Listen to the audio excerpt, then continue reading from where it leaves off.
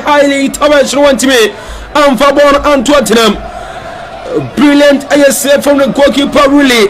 What me answer you put on bonnet to my touch here, and near front of free kick here, body at Tia Madrid, and as I say, you come on and sing some more another save. From the team, answer the goalkeeper, Danny Kawaja, Nanka, and Sabrantia, Fanti Hanserata, Nanka Ope Gonanso. Goalkeeper and Chibona come 10 minutes down into the first half. Madrid in Chevy South Olympic Marcel Shepe. Yantua Gemnoso. Bona Kwakori Timothy Wea. One Tianfa. Now Olympic Marcel Sianfa. Kondombia. What a beautiful display. What a kama. Kondombia. Another one echo. What Pia passing to Aya Obamia. And also Jap passing Kama. Looking for the player. Now Boncha for Mason Greenwood. Another one echo. On the near Faso. Greenwood. What tobacco. What Boshot no Shamana Kwai. Another one Swaji. Bona Kwakori Say, Kondombia Tiaka, no smarter for Nafa, Baltuma Serrata, Kondombia, Wafa, Wapolon Sajampa looking for Timothy Riano Subonat Matrashe. Bono answer Timatrashe, a pontia from Timothy Ria, Bono answer Timatrashe and Tiania Frono, China ya 20 Sarenti and Shade. Cameraman unity and Olympic Marseille. It was a clear chance from Kylian Mbappe, but highly touched one to me. And Fabon and Tottenham. Brilliant, I say, from the goalkeeper, really. What me answer you put on bonnet to my touch here, and near front of free kick here, body at Tia Madrid, and as I say, you come on and sing some more another save. From the team, answer the goalkeeper, Danny Kawaja, Nanka, and Sabrantia, Fanti Hanserata. Nanka Ope Gonanso. Goalkeeper and Chibona come 10 minutes down into the first half. Madrid in Chevy South Olympic Marcel Shepe. Yantua Gemnoso. Bona Kwakori Timothy Wea.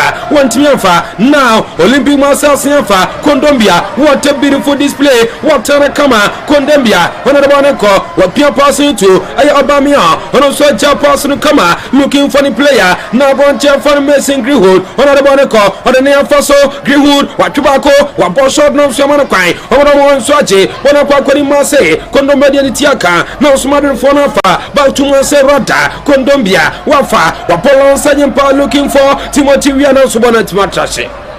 Bono answer Timatrashe, a pontia from Timothy Ria, Bono answer Timatrashe and Tiania Frono, China.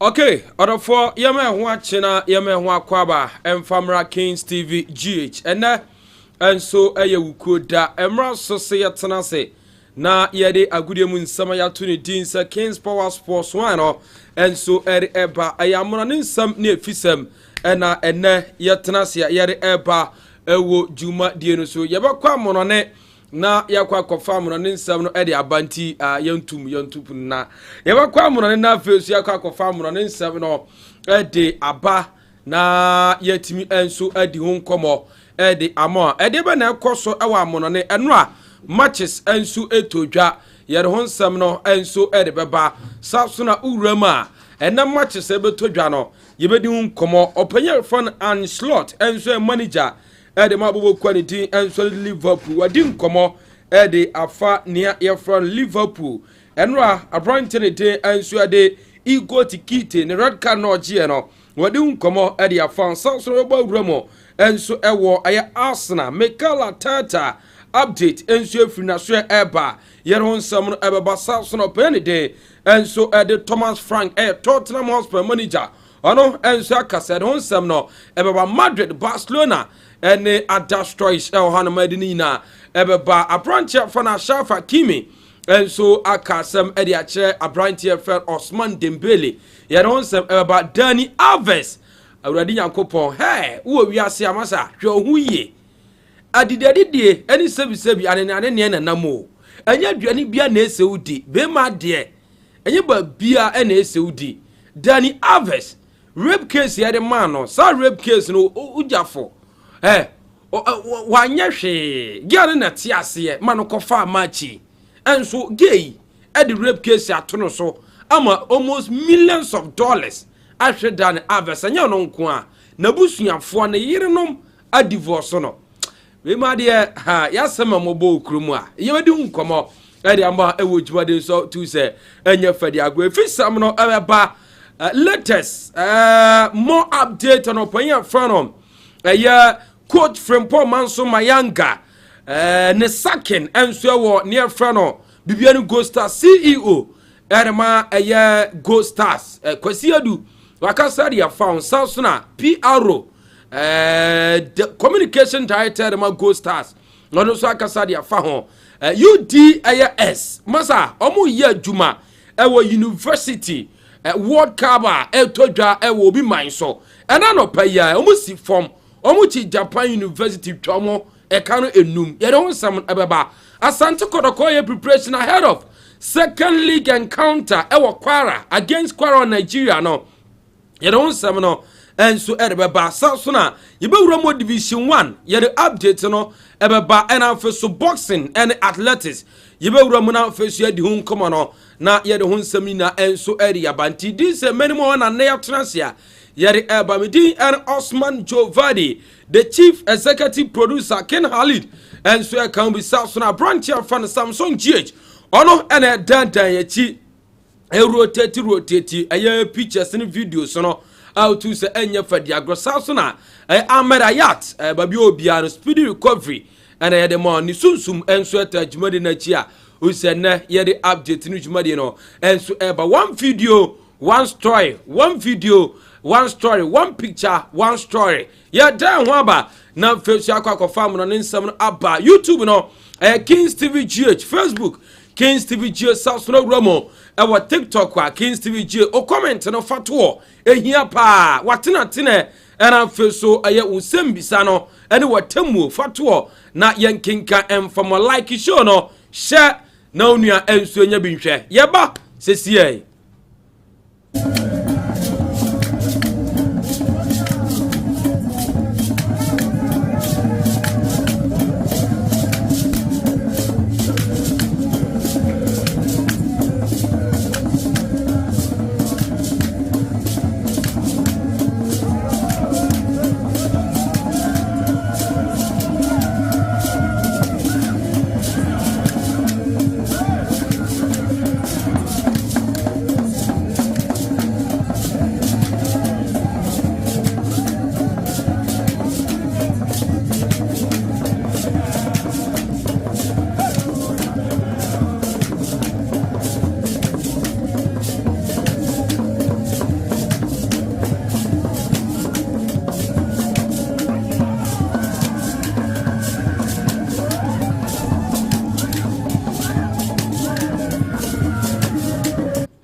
Anti Yama Yawa Chibiam Feso Yama Kwaba Famra Kings TV GH Yamu Awa Monanen Tempasono na Feso latest ni na yatimi enso akwa for area bro ewo jumadi ni so na yebedim koma enso ne fana amonane enkomo na enso akosin na no yebetena sana Feso no nsam no enso ria ba na uram enso ne ne tem enso de amonane a na ye hyasem enso de free ne fana World Cup no me pa cho uram enso World Cup a 20 aye 30 enso beto dwa no ne mense kan se yatia team som enso bossa tournament no ebe 60 aye 14 enti obama me World Cup image no na first year timi enso de unkoma ewo jumade ni so ni nane se urama yatia matches a enso bono me 34 aye 64 aye teams a enso timi urama World Cup no dia entire aye group no enso ebe timi abo ewa Argentina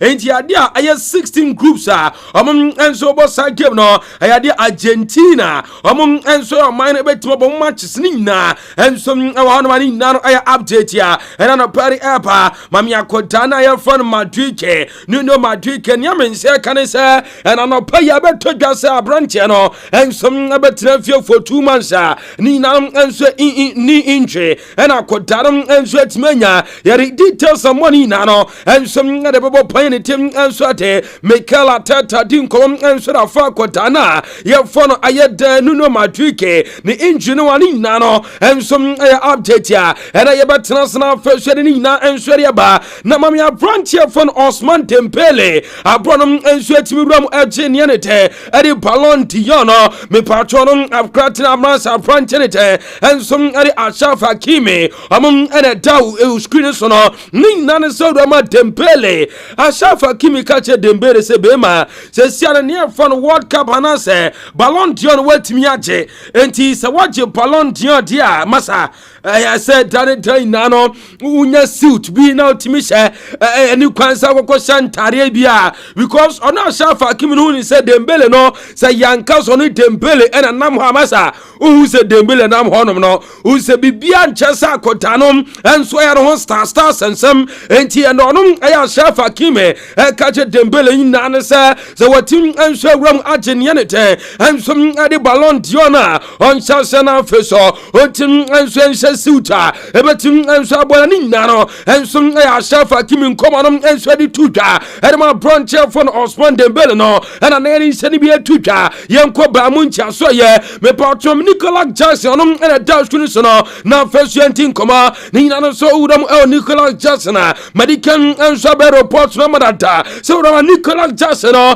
ya dia 40 plus games no so mo sia kodane timi bopa enso timi makine ne no permanent enso ba munche na nya mense kanisa ayade Nicolas Jackson ba munche buboko no enso asase ne akoda no edinko se no enso awramo na pre agreement for 5 years contract no enso be ma akoda na ye for Nicolas Jackson in case of say club no enso decide say epeso fa akoda no on a permanent deal si we no even with that say akoda no ntimi amone for no 40 games enso from anyenete enso ade ba munche aya from the starter aya dom enso etima romo enso ameki akoda no ne permanent anasa ne deal no aya permanent deal ani na no aya update yare aba na nyemense kanise omose boy aboboko no ewo until mid May and enso etima trigger aya ne 65 million euros release closer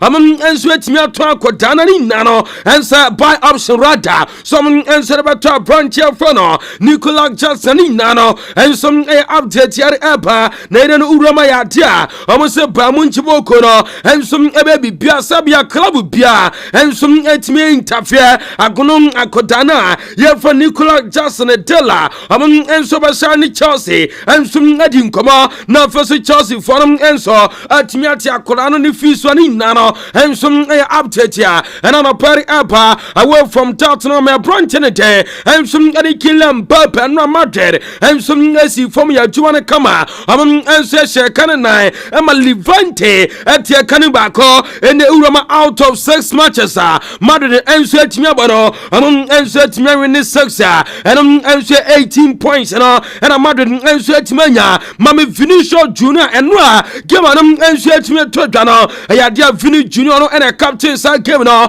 edema Madrid eto so nya ne te enso ade MVP no enso ade man ye for Madrid ni na enso update ya every akoda no enso aso eba mame mfara wusem enso emfantwam na feso yenti kuma kakra e Madrid na se Barca so ye mame akoda na ye for ne Gavi ene uram enso aye Gavi so ya nyame nse kan se akoda no enso nya injury ene ade 4 to 5 months after so no enso etimi aye surgery no ade nyame nse kan se Barca amu statement amu de ba bontene se after so enso etimi ruamo ekwatwa ne for no aye arthroscopy no ade no ma brontene den enso ade Vinicius na se abronte for ne Gavi no enso etimanya ne for no aye mecha aye meniscus aye injury aye meniscus injury and akoda no enso etimanya ewone ne tim enso de Barca so ye na nyame nse kan se uro ne nan kotodwe no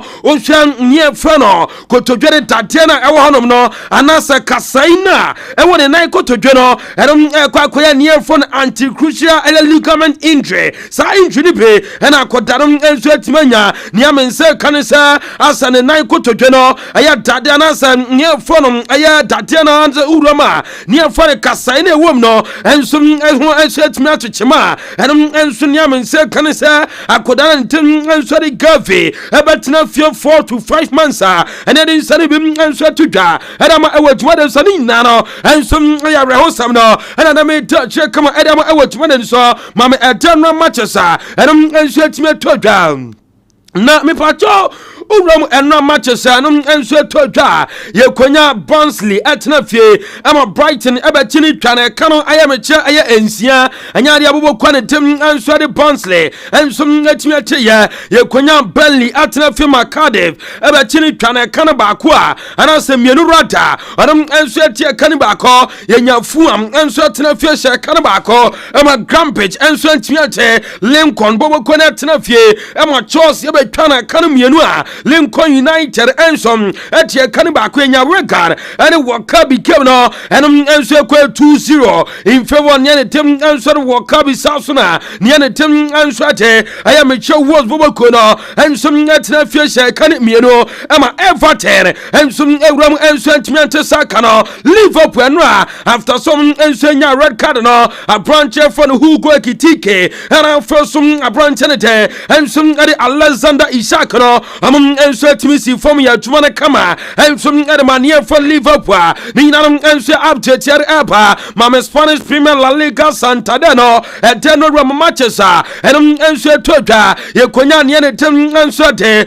Athletic Club Power etna fiche kan baako enso ema Girona etimi tesaka no Sasuna Espanyol enso ene Valencia game no ekwe 2-2 draw game nya ne te enso ede Levante mo etna fie ema Madrid boboko no abetini twana kana enaya Levante etie kan baako ye nya Sevilla etna fie enso ema Villarreal enso etini twana kan mienu Sevilla boboko no etie kan baako ma ne te enso ede Inter club competition enso todwa no eno nya Al Ain enso etna ho ema boboko ne tem enso de Promise FC etwana kan miensa enso etie kan baako eno branch from Fisto Mayele enso etimi bohatwe Sasuna Brantene de enso ede Ivan 22 penalty no ena kodanum enso etimi nya consolation goal enso ede ma Al Ain ani nano enso eya Denver games enso todwa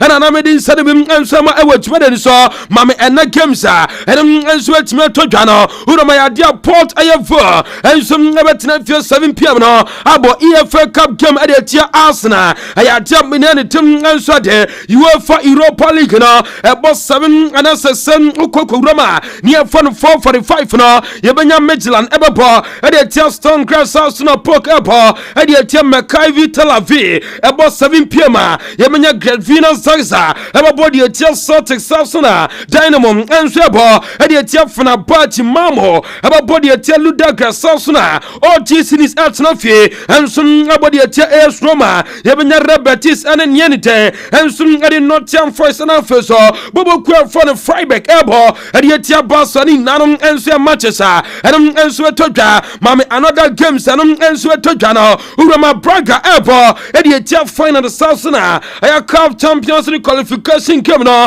and Ebeko Kunya Stadi Abidjan. And so at for body at 10 and 10 and so they a quadion and so a gamer toja year 4 game back and I said 3 games and so toja ever cooking hardest for ever bosses for the 5 no and some at Manchester City Newcastle United ever ball at Brentford Southsuna near the team and so the answer Bradford Rada ever cooking Saita yeah for the Tottenham Hotspur Airport at Dockonston and so 45 no and I saw games and Super Toja, and I didn't send me a Toja. I was Spanish Premier La Liga. Yabanya near the Tim and Sorry Hatafe about 5 p.m. No, and yet Deportivo Alavesa, and I didn't send me answer Toja. And I watch more than so. Uroma near the Tim and Swade, Atletic Aya near the Tim and Swade, Atletico Madrid Ababa, and yet Saita, for Rayo Vallecano and Alfonso, Rasi Saita Ababa, and some yet Mallorca, and answer games about Toja, Mamia Frontier Fono, I am Mekana so Panitum and Son Mikela Tata,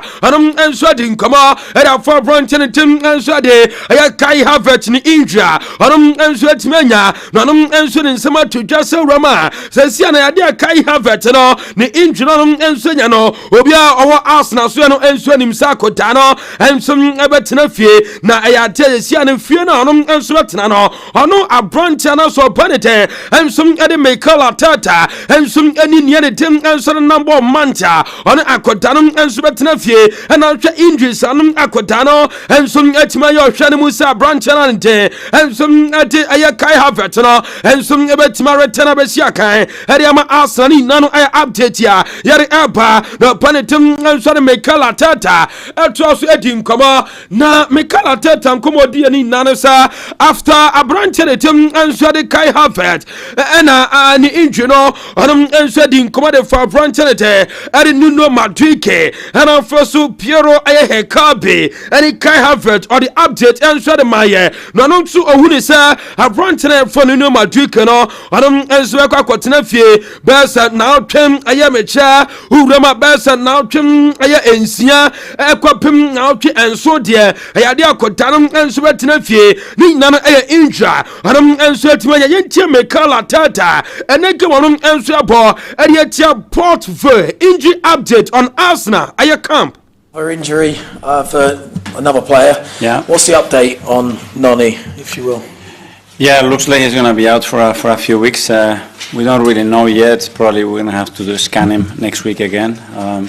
He felt something at the beginning of the match. He tried to carry on, and at halftime was too sore. So let's see.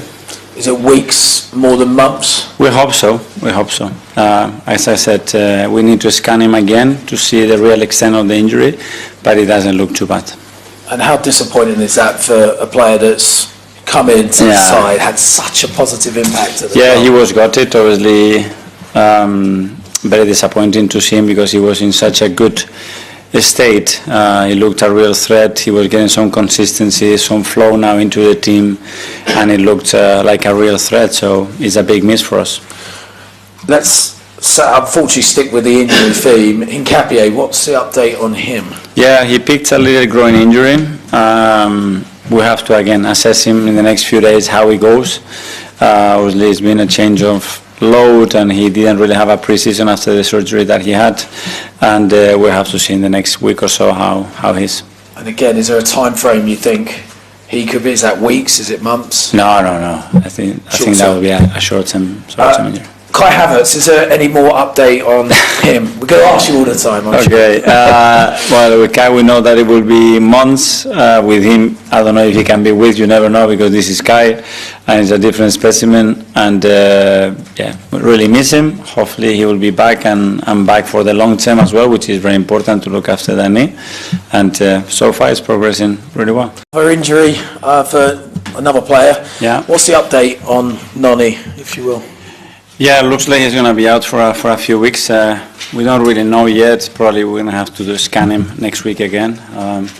He felt something at the beginning of the match. He tried to carry on, and at halftime was too sore. So let's see.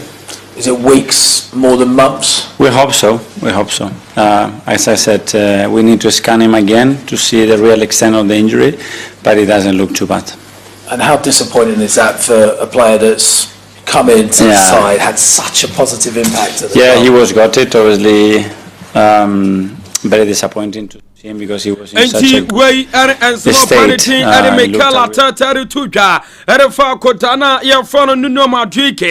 I feel so wrong to him and sorry Kai Havertz. I'm injury update and nano and some update and I eba young corner first ending comma and we'll pay your phone I have Thomas Franco and some manager and I'm about for a Tottenham also Bokono no Penny Bisano Eden Fakotana your phone I had teacher I Kulusevsi they Bisana said Abena Kodano and some Abaritane your catcher Sana Bisana sa Mamfo and Anna I could have friend Kulusevsi about October the Chan November a Santa Soro Quatia almost December na Kodaneba being the coach and Sodoma Kulusevsi no about Abena Kodano and some Eritane and New York Panitum and so Thomas Frank the mining Nanasa or see a Yabotre because and Chakodano Ebeba now first were returning to Tottenham Yentio Thomas Frank on Kulusevsi. But Kulusevski, someone says October, November, December. Do you have a month when Spurs could see him back? Because I was watching the game Saturday, it was a brilliant second half performance. I thought, God, Spurs could do potentially with a Kulusevski off the bench. No, of course Kulusevski is a top player. I always liked him when I saw him from afar, and he's a key player for us, key player for me. Instead of putting an exact month on, October, November, December, I just want him back as quick as possible. I know the medical guys and Kulusevski. Way and small panitin and so Thomas Frank Tuka far branch from teacher Kulusevsi one in now and some update Abba. No, you be so penny so penny. Oh, yeah, where's as a branch from Hurricane? The release clause and us and a contract on. Shemsa Dachi Biano or Caso returning to England. Tima Amubetima Kofano, Tottenham was Oboko, Timbia, Entimin Kofano, and now some Batono Edenama English Timbia, just near front of Tottenham Kwa. Now, Uno why a crowd said Dachi Biano, Hurricane and Adrian or Batotiama, being the head coach, Obetime, I will come and also, why not? Hurricane or a legend or a great player, and I'll train a Juma. Why yeah, them at Tottenham? Usa waya Juma dempa. Enti dani dani na. On Harry Edward K. Why crowd or sober so ramo? Ebe si a kind and sort of my Tottenham no. On Thomas Frank. Why crowd or Edaman sober to me? I will come until Thomas Frank on Harry Edward K. release clause. No idea. If I'm honest, I didn't know there was a clause in his contract. As I see, two things. One, Kane is an unbelievable player. He's done fantastic for Spurs and he's doing fantastic for Bayern. I think there's a lot of Tottenham fans, including myself, who like to see Kane back. He's a top player. Personally, I don't think he will do it right now, if I'm honest. He probably will stay in Bayern and continue performing well. He was top scorer definitely last year and won the championship. He's doing fantastic now. I don't know what he's thinking. I'm a traveler, I like to explore things as well, so he's been here for many years, so why not enjoy the time at Bayern a little bit more? But he's welcome. If you want to join us, he's more than welcome. enti wey and small panity and so Thomas Frank to your son of crano onim say akodano our close cry esem say that biano say ayadia Tottenham anasa by Munchi ton a hurricane edenama English club bia only Tottenham nkwanya club bia eno enso ahwa akodano jumadia oye e Tottenham anasa by Munchi who saw a fantastic job and so many nano update here madi ka report no madata say akodano e phone Gavi ene mame openitem and so the hands data flay any Gavi image no na first ndi kumadi kaya story na madada say Gavi and some betena fie na say si ana diama afi as openitem and so the hands flay na juma no anasa kokwan first recognize ay Gavi sanka this season akodano ebe important edema basa no as an die so no ay bana we ni nansa o say Gavi ni hodia or first backup for Pedri and answer na akodano ekwa first backup for Pedri and first Frankie Dion because now we check Gavi open akodaba kwa ono enso open anything and the hands flick no what me adban pound me enka any Gavi and for anti engine aba no I do no hands flick no and am enso atimi akwati ani na no I update here eba ma Marcus ayasana ono enso akasa de afa akodana ye for Lami Jama na ne somebody to dwade ama akodani na so se ha be ma wo emfie no bebere anim just 18 years wo yakoda usakra enti se enano Ballon d'Or wantimi anje ma na nyo se wiase na ba wie ade ama ma na nyo se why koye hopeless sabi uni ani da so bi wiase oso wo more years ahead of you now no akodani e fa no Lami Jama se otimi estem kan na sem otimi este kama onu huni se akodano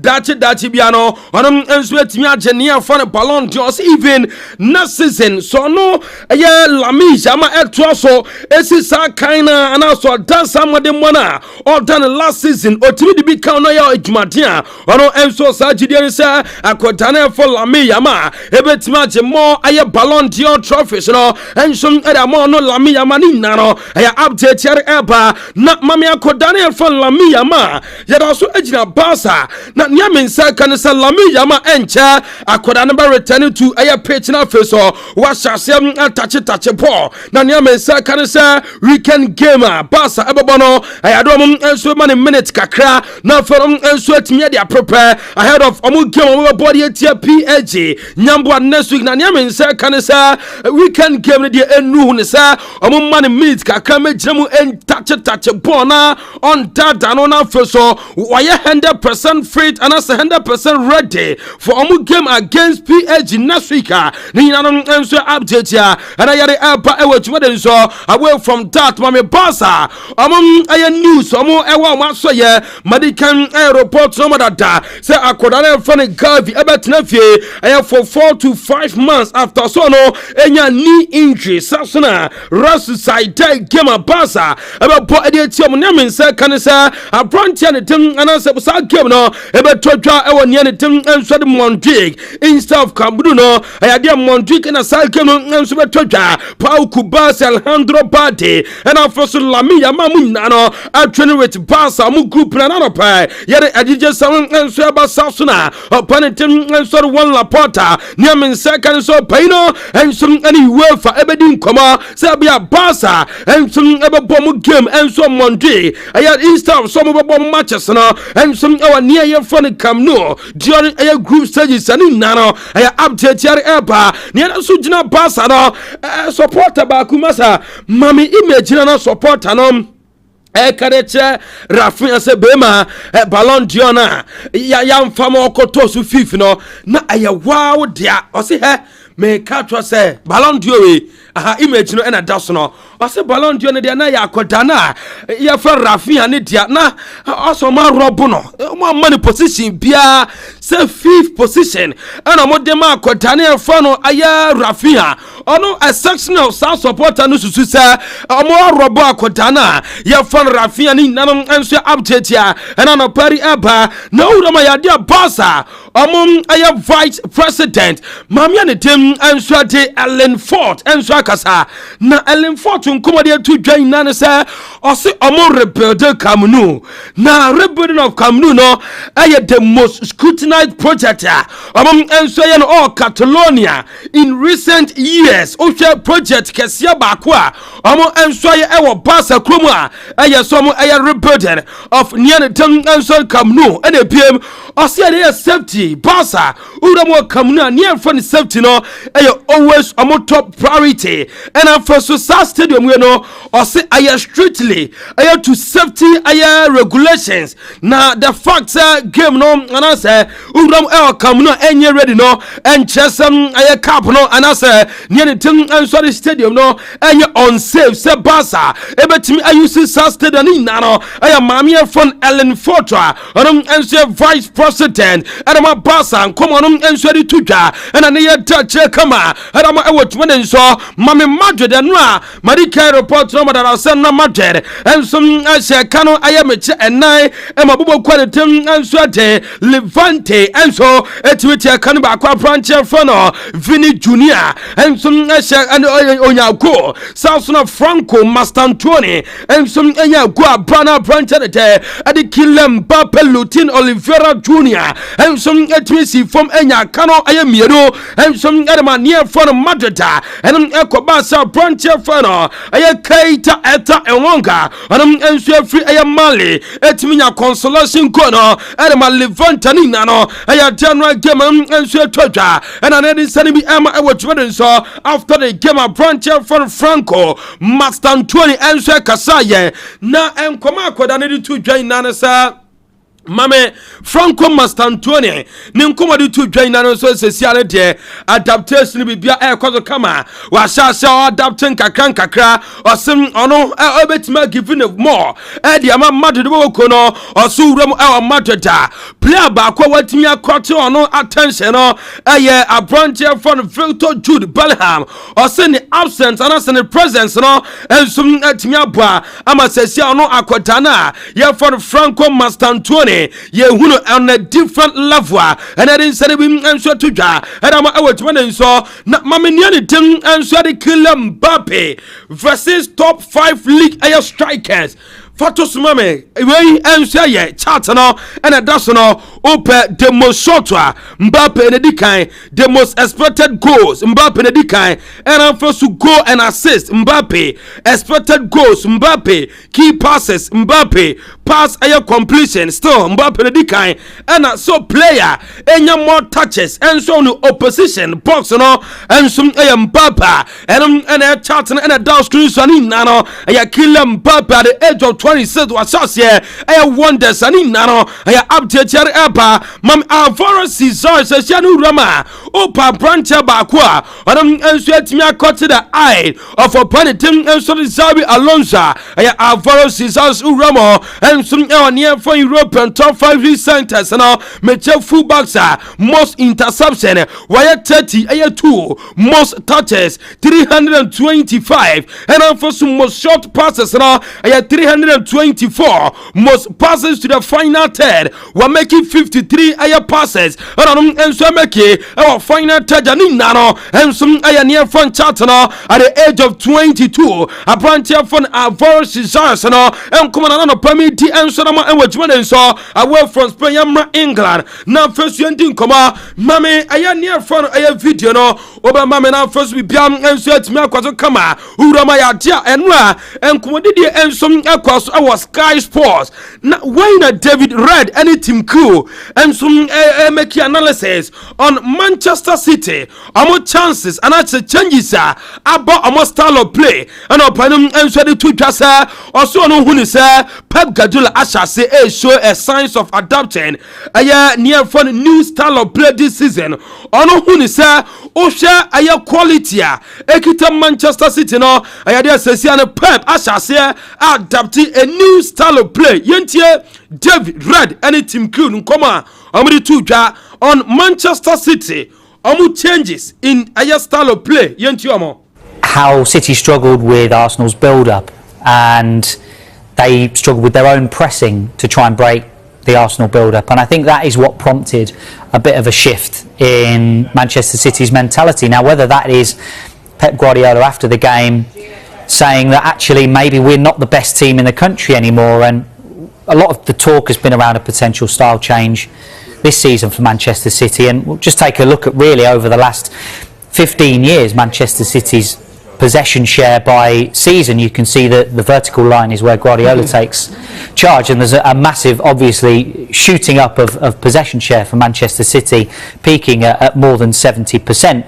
And then you get to this season and you just see a huge drop off. Now, obviously it's a small sample size, you have to say that, this season, so there's time for that possession share to increase, but I just think it is significant to point out how City have changed a little bit this year.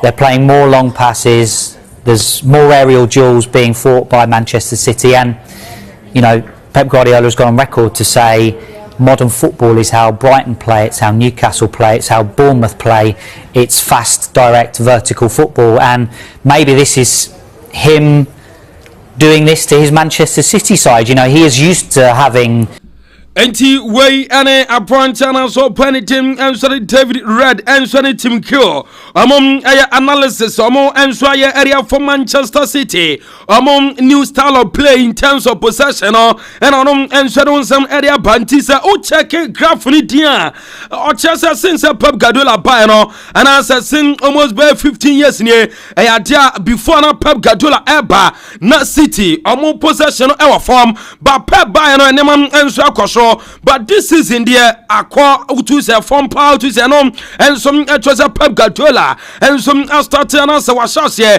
changing the style of planning now and some update here na uram and so I Sky Sports I had their programmer among and so opportunity soccer sportia near front of Steve I said well and Michael Dawson and answer Michael Dawson and some equadin come na nkomo mu dia ne say omo hu ne say Usha Liverpool 5 points clear and Associano Edem and so Premier League between on Arsenal. Now Usha modern man Liverpool Assassia Edena Johnum Amu was Sagidianesa Afi Anja Liverpool for no assign and so Aje near for Premier League in the PM because Usha is Liverpool for no Assassia Kane who got Kitika Abakaho and Alexander Ishak and Amochewa Susra nobody have 4 crap papa when you saw amwa probably afano amwa sajidie ne sa namum enso etimia sajile no yentie aya Steve aya side wa ene aya maker downward on Manchester na so bokwai for Liverpool amu season no Steve, you know, 5 points clear Liverpool after just 5 games. Are they going to run away with this title? It looks as though they are, even though they're still finding their feet, and most of the teams in the Premier League are still finding their feet. You know, you look at the teams just below them in that crop, no one's really standing up to give them a real push. The teams down the bottom, we could go on about Wolves and West Ham, and the teams that have come up, they got a great chance of staying up. But I think with Liverpool, everyone's going on about them winning these games and scoring late, and how, is that bad? I think it's brilliant. I think because you get that mentality where you go into games now, and if it's tight towards the end of a game, you've got that mindset, just like how it was with Man United back in sort of the late 90s and early noughties, that they got that mindset where they know they can go and win a game. So I only see that as a positive. The competition for places is brilliant. Everyone's going to be at it. Everyone's going to be want to play in the game. So training's going to be going through the roof. I think they could do this. I thought before the ball was kicked, this would be the most entertaining Premier League on record. I'm looking at now going, Liverpool could win this at a canter. Yeah. And that's the thing, Michael, as well. You know, we'll talk about that defensive issue in a second. They are still conceding goals, but once they sort that out, assuming they crack that, you know, and Isak gets up to speed and starts scoring, and Wirtz shows the player that he is from his form in Germany. It's a bit ominous for the rest, isn't it? Well, people are talking that Liverpool aren't up to speed. Well, let's worry for everyone else when they do get up to speed. Yeah. I mean, 5 games, 15 points. And we've got to remember a lot went on in the summer. There was a turnover in players, 2 new fullbacks. Ekitike coming in, there was a lot surrounding Isak, Wirtz coming in, who I think will be electric for Liverpool. We're still yet to see it, but give this young man a chance. I'm a huge fan of him. And people talk about, oh, where's he going to play? Don't worry about Liverpool. They've got enough games, and these boys will play an awful amount of minutes. But I echo what Courtney and what Tim said. Every competition, there was a moment when they beat Tottenham Hotspur last year in the semi-final, and people talking about doing the quadruple. And I'm thinking, wow, that's a big statement to go out there and talking about this. But this team and the money that's been invested, they have to be competitive every single competition. Anti way and so and some of Panitin and Swade, Aya Mesha Urama, a pair from Michael, Aya Towson, Amswadi Tuja, and one any Tim and Swade, Aya Uram and so Sky Sponsor, program opportunity soccer special, on common and I'm answered 2 years from what Sergeant Dennis Liverpool, about some answer in the Premier League title, Nubimani Nano, Aya updated Abanra, Aya Liverpool, and so Ramusha Kanamiano, and some Emma Southampton at your Kanibako.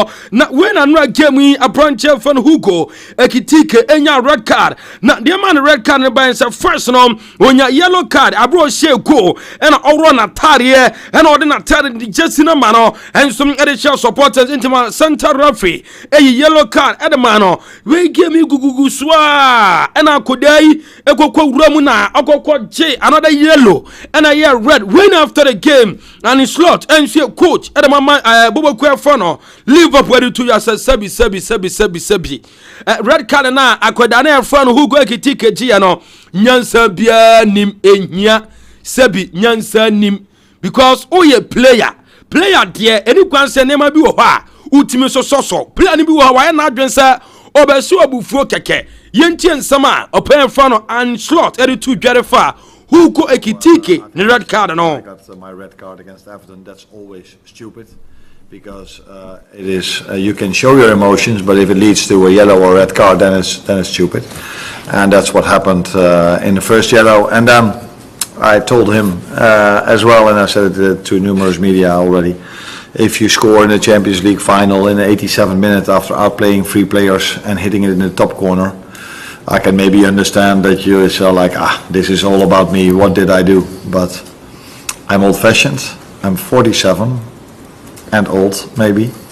And I haven't played on this level, but I did score a few goals. And if I would have scored a goal like this, I would have turned around and walked up to, in this situation, Federico Chiesa and say, this goal was all about you.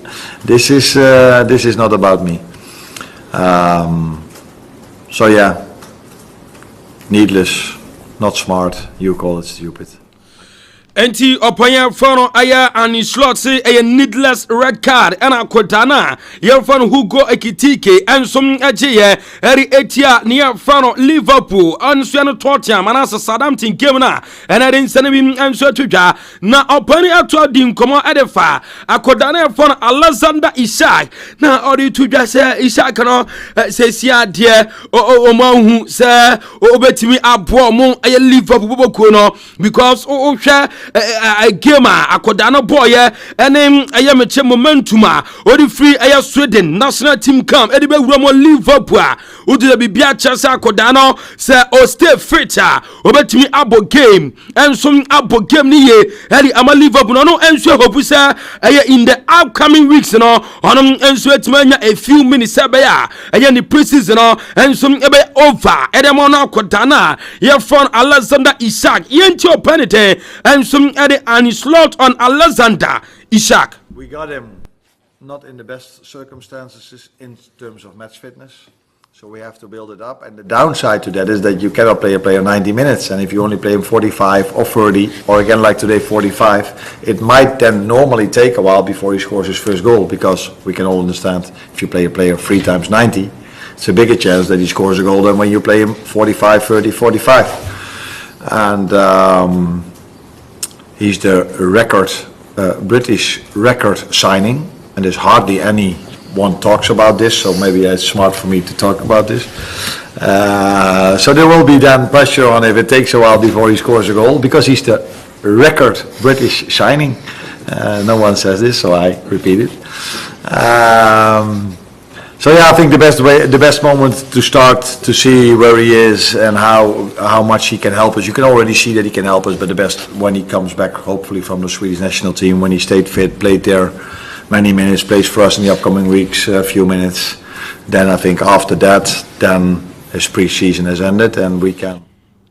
Enti wey and small panity and sorry and slot and your manager Ereman Liverpool to Jade for Frontier Feno Aya Alexander Isak Kwani Nano Aya update and Epa Ewo Jumaden so na away from that no penny edin komo Erefa Kodana your friend Giovanni Leone ni injury ho na nin komodi to Jade Nana sir also to ono Aya Angie and answer and slot no I say, bra, who akodane sana wa pirano na ono feel good because we know anya dia tasi of football musa ye bo game 5 to 10 minutes now player and some timia praba sesi ane de I say omo enso entimi asase no enti je se ena ya twan ema aya amara scan no enso eba bonten pe no omo enso hu aya number of days ya ono akodana ya fan Giovanni Leone and some eba akotena Yentie opponente Eddie Anislot and Giovanni Leone in injury. Of course,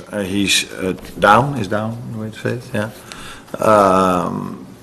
Because for him it didn't feel good immediately, but this is something now we have to how do you say it? Do research on or assess.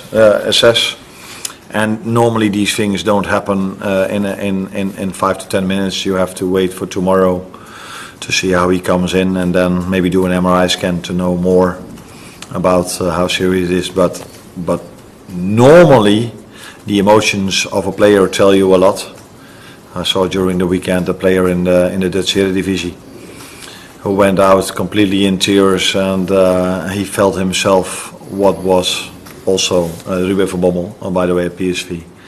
And a day later it proved to be that he was right, but let's hope for the best.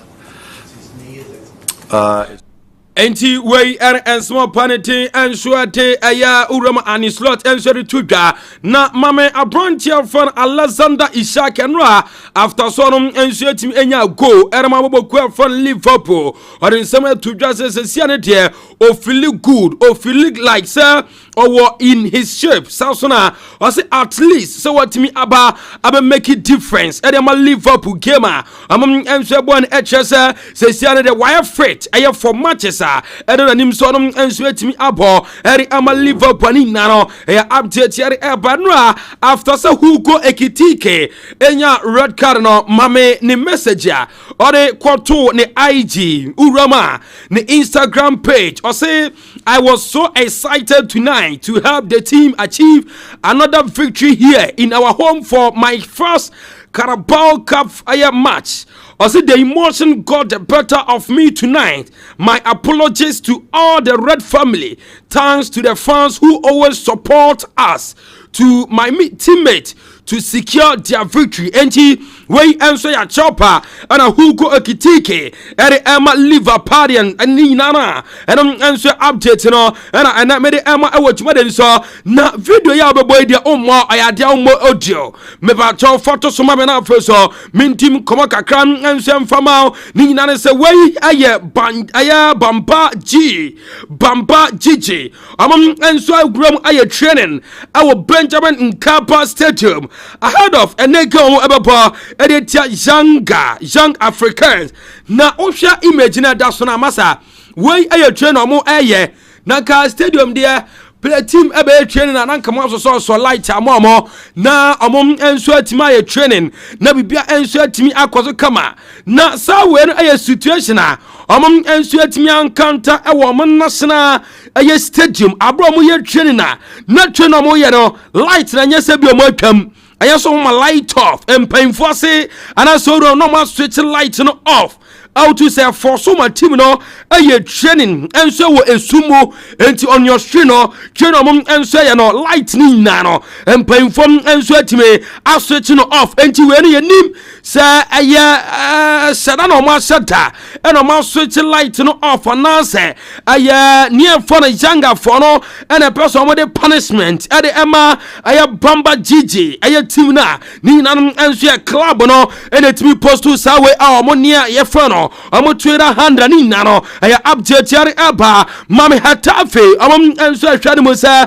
Patrick Bamford and some betima tabirino and no enso free for Leeds United after 7 years enso club na so ya ni nanum enso update yari aba na anije sama every Barca so eba ne say akodana ye frono Frankie de Jong eneno wajipinem enso de atum say ne contract extension no obetim enso stand ne contract and abo kwalitem enso de Barca ama otu say until June 2029 obe reduce the wages ni nanum enso update yare aba mame Dani Alves masa we are say Samsung mo humusuo da say ubenya bayama ne o hwe Dani Alves watimi akoda prison aya near the team and shorty more than 4 to 5 years. Now the prison akwada ni na say okram also Barcelona aya clubber onum enso kofa match we no say match na nya match na say opani no enso atimi afa enti 14 years in prison opani enso akwakodam na mpan 14 sa we dudua bo hwemu a abranche no koda prison hwe no sa garo krado ono na tia se wo no fa match no wa repu ni bia pe earlier report be to adwa se Ghana so wa repu no ama ene no wa format no kra ntiase ama Dani Alves eforso no o man nsam no moye ama nsana chi no Dani Alves fata na kama na nyame se kan se sa after Dani Alves got the prison no ene no enya dia Dani Alves o mo fan no guilty ene nyame se kan se Dani Alves rape no enya dia onim hu bibia enti urama Dani Alves almost $60 million opening and switch me rama the empire collapse ye after say Ghana accuse no Barcelona 9th club adware and o say okoko fa no e ma hunsempi e be to dwam enso wo entintan fidie so no mo say sponsors like Puma cutting millions of cost now to Safibia no 2 million and Dani Alves no nya o to say hunsem be to dwam Dani Alves no wife ye fon near the tim answer Juana Sansa no answer the wife no in 2024 and about 2 just on answer Timmy Roma no file divorce or Timmy Dani Alves masa Dani Alves akodano waharopa na besin na yehu aya Ghana owura ma oya sade no na mo sese beto jasa na o mo mfa Ghana ni memetu dwa because owura ma near the tim answer dem yes, the same thing.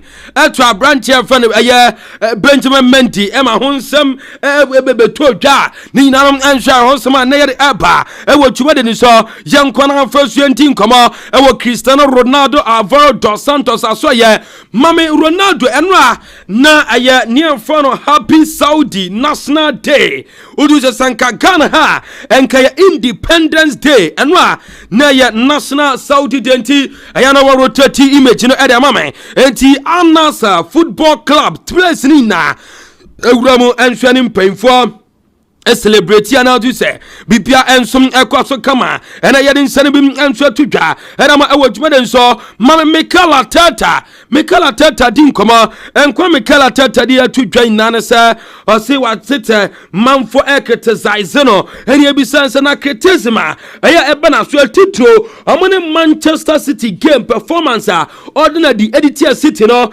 say no si so mu no se he urama no on tise dogo bi kura enu abe o say ni coaches managers ni CEOs ni president ni na no we are so proud of no Mikel Arteta and money more eternity edi emma ni efo no Arsenal mu gamo boy edi Manchester City o so no Mikel Arteta no enya de bibia enso equality because players no amu so proud of no Mikel Arteta yenti ensema Mikel Arteta di tudwa of that because I had a lot of things using my phone. They could not believe what we did to Manchester City. And people that are coaches, managers, CEOs, presidents, so proud, and I look at the players and the people around, so I'm much more filled and fueled with that. Enti Wayne ene sama Mekela 32 dwani na update yare eba Mohamed Kudus ene urama Mohamed Kudus enso etima completing year no more take-ons than any other Premier League player. And so far this is 19 take-ons. And opening enso etima yani nano update yare eba na first etima making more near no more accurate crosses than any other player. And some Premier League so far this season we're making near the team and so the 12 crosses or on your cross accurate and senior players so we're making 12 Nina I update your mama near funnel African champions Promise FC and Omu enso ram ekwaje ne te omu first trophy ewo FIFA competition with statements omum enso shekano miensa over near from Saudi Arabia Al Ain ewo King Abdullah Sports City ewo ayejita enra anajo omu enso etimi enwene ani na no African Asia Pacific Cup out to say no enso etimi apoma na yeri nsane bi atudwa no Egyptian champion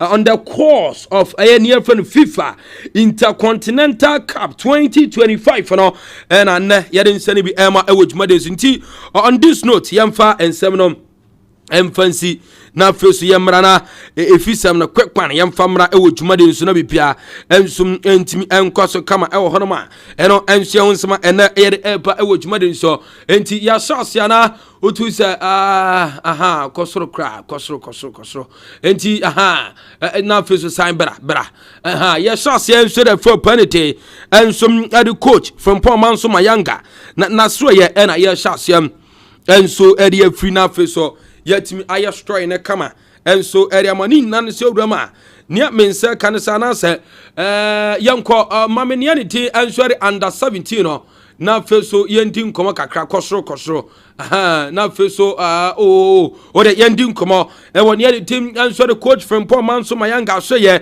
na nia mensa kanisa amusi we no management and board amo ene tena se etimi estate ana so mudo mu decision eba bontia ni nanam enso aya update ya ena yari epa Ewojumades so na urama ya tia omo Ghana ya we game about ball area tia Central African Republic no niam nse kan se Morocco ena be kwa akobo no October 18th ena sa game no enso betodwa ena din se no betodwa na Athletics coach Elon enso akasa eri afa Ghana omo Athletics na omo kokoye ewo US yentie small pain no enso eri tudwa eri efa ho. Look, all our athletes are based in the US. I can tell you that when you speak to the athlete, they wish to be in Ghana training because the professional athletes are paying so much to be to live in the US, like around 3,000, like live in California, that pay the cheapest rent you get over there. If you want to be in a decent place, it will be around $2,000. You have to pay his coaches, you have to pay for physio and all those things. Definitely, it's going to be cheaper in Ghana. Japan, the same thing. One of the athletes about to sign a contract again. Yeah. So if we are able to get this athlete, and I think like going to the World Championship, if we are even come the athlete in Ghana, I mean, a lot of times they complain about food, the kind of stuff they eat. I feel like that when I'm home, when I'm in Ghana, like by the time you wake up, you know what you want to eat already. That alone psychologically will get the athletes ready.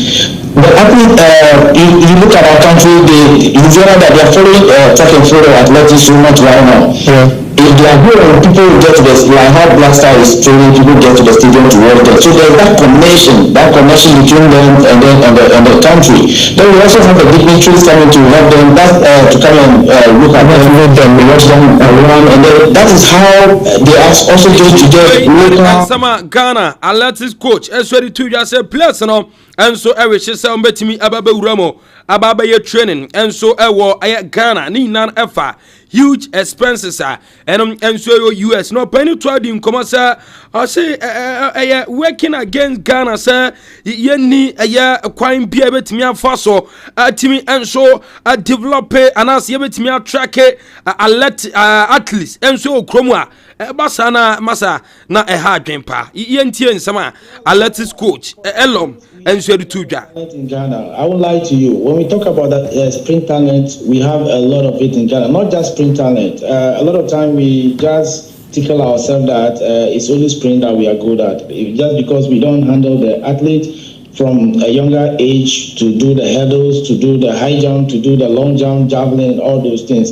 And because sprint is the cheapest, because you just need a starting block. Even if you don't have the starting block, you can do the sprint. That's why we have been doing it, and we say that we are good at it. No, that's not what we are good at. We are good at everything.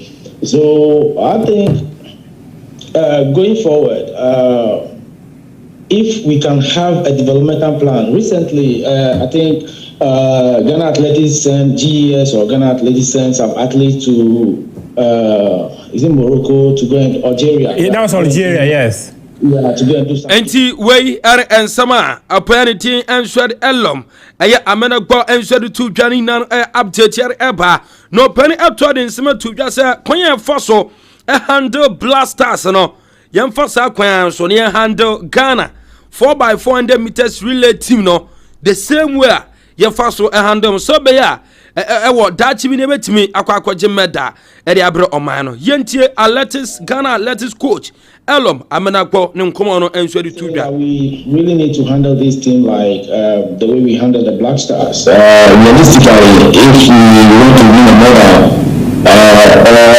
individually, realistically, I can't say that we can win a medal with the kind of individual athlete that we have right now. Maybe the best we can go with the final, but to win a medal will be tough. But the winning is so open, it's an open field. You see best team dropping by turning and all those things. Well, I'm very proud of the boys. They have put in everything now. It's in them, and it's just unfortunate that they fell short.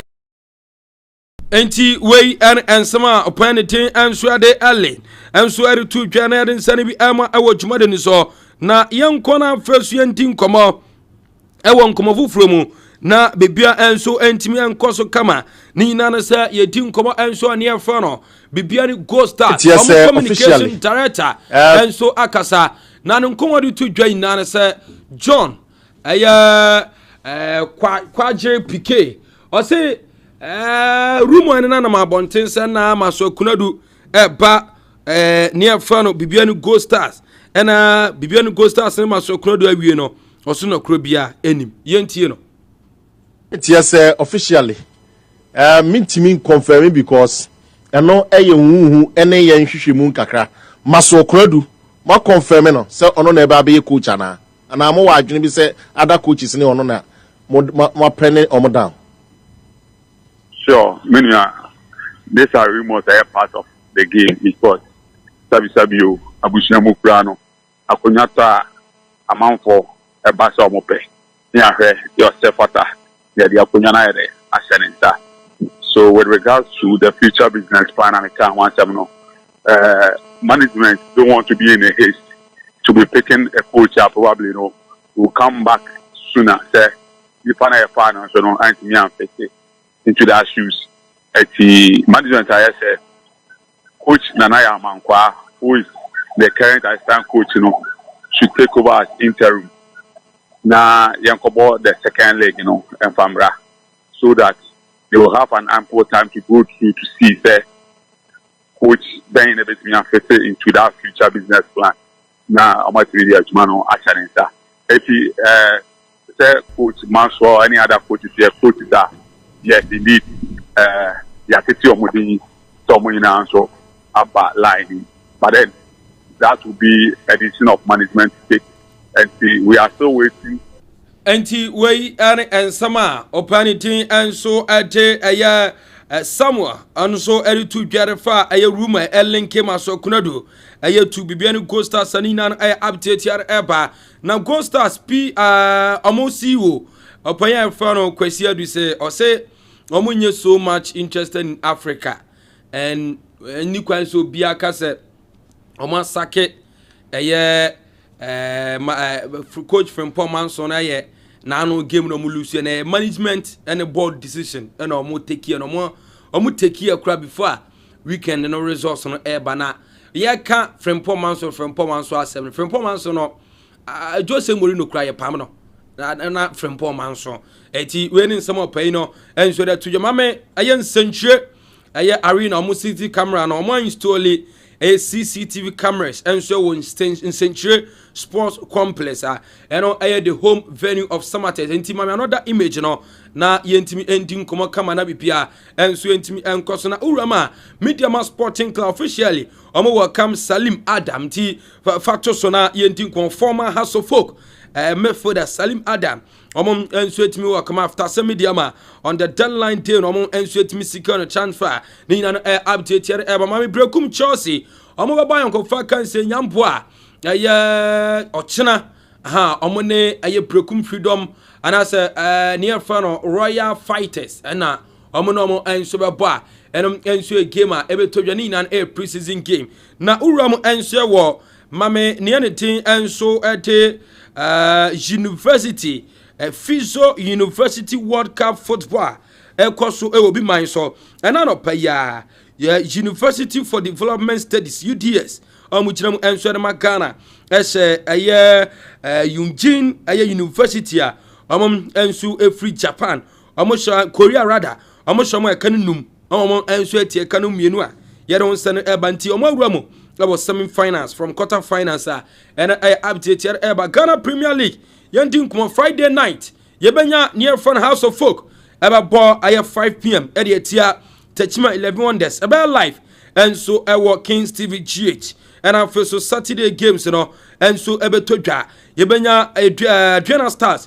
About Nana Ajima Badu Pantima Adriana and near your final. Bobo Quentin and Suete Sojo All Black game no and I'm 3 p.m. Saturday and on live Kings TV GH and after Sunday special no Yabakwa Kunya Tem and Suete Nation Service Ebabo Etia Samatex and where matches are live on your screen and then you don't update airpa Jumadi Nuswa and yet for the granny nano Honsama and yet airpa on your screen on this note my main fancy na face so memra na face mindin komona urama near fano ye Jessica fatos mame ye Jessica ne staff ID demonstration baso we ye Jessica ne staff IDs demo we outstanding salaries and for the staff ID demonstration baso chenchenche omo demanding for justice.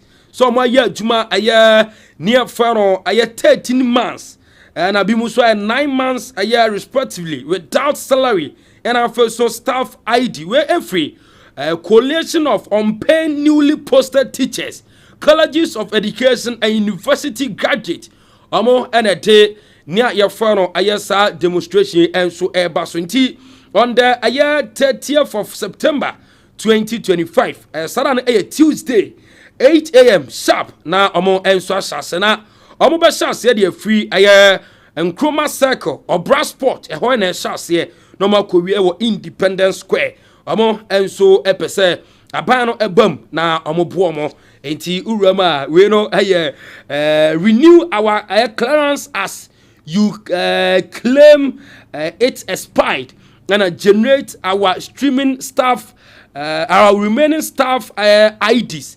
Pay all our 13 months arrears and enough is enough masa the demonstration ye Jessica ne staff ID demo and baso enye for the agro tell a friend to tell a friend no obia and so and shannon so el honum eti bema yem fancy hey boss unipa dia wow ti we Beckwin Cosmetics Beckwin Cosmetics otonto perfume so sprays ahoro body sprays uri be gu amon ho ehwam wo ye ba ye be mama sa eso otimi nya bi na ho body no ehwam pa ba bi ba wura bia no sa type bi opebia brand bi opebia obenya bia mo yamfo no wo oye nationwide delivery.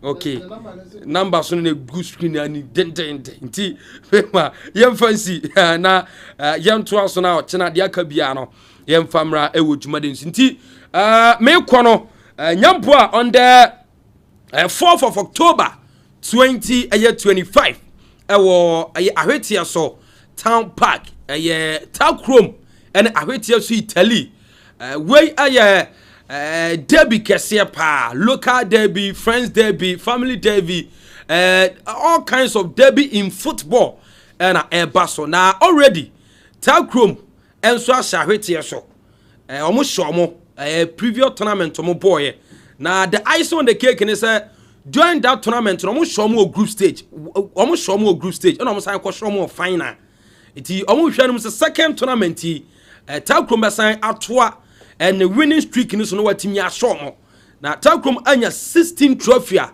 ɔmo hwɛ no so ɔmo 17 trophy iti nyambo 4 pm ɛwɔ ɛyɛ near front no ɛyɛ Ahwetia so town park masa ɛwɔ Cote d'Ivoire anya fadi agro brana bɛhwɛ football pa quality football play ti mamentia coach Bakari ɛne ɛyɛ Chama Maybach any playing body no apprentice front no Hazard mo ne McCarthy ne Mbappe mo ɛne Philip mo ne Maestro ne other guys ni nyina no mame encha mo enso ɛwɔ Kings TV GT enti midi ɛno Osman Jovadi Amadayat ɛne Samsung Ebomachidon the chief executive producer ɛyɛ Ken Halid me makramo emrepom yebehia na de ese ne de fa bia no ye de be ma ɛwɔ dwumade so kɔso a na hwɛ Kings TV GH on YouTube saso na Facebook midi ɛne Osman Jovadi once again want to make up assalamu alaikum bye bye.